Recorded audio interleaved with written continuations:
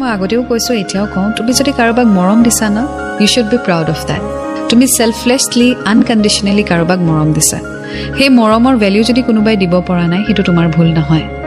তাত তোমাৰ দুখ নাই গতিকে তুমি কিয় কষ্ট পাই থাকিবা তুমি কিয় দুখত থাকিবা ইউ শুড বি হ্যাপি যে তুমি মৰম দিছা তুমি অনেষ্ট হয় তুমি ষ্ট্ৰং হয় তুমি ট্ৰু লাভ কৰিছা চ' ৱাই আৰ ইউ ছাফাৰিং তুমি ছাফাৰ কৰিব নালাগে সেইজনে ছাফাৰ কৰিব লাগে যিয়ে তোমাৰ সঁচা মৰম হেৰুৱালে সেইজনে ছাফাৰ কৰিব লাগে যিয়ে তোমাৰ নিচিনা ল'ৰা এজন হেৰুৱালে সেইজনে ছাফাৰ কৰিব লাগে যিয়ে অনেষ্টি হেৰুৱালে ইজন্ট দ্যাট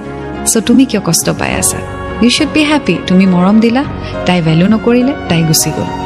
কেতিয়াবা হয়তো তাই বুজিব তোমাৰ মৰম and that will be too late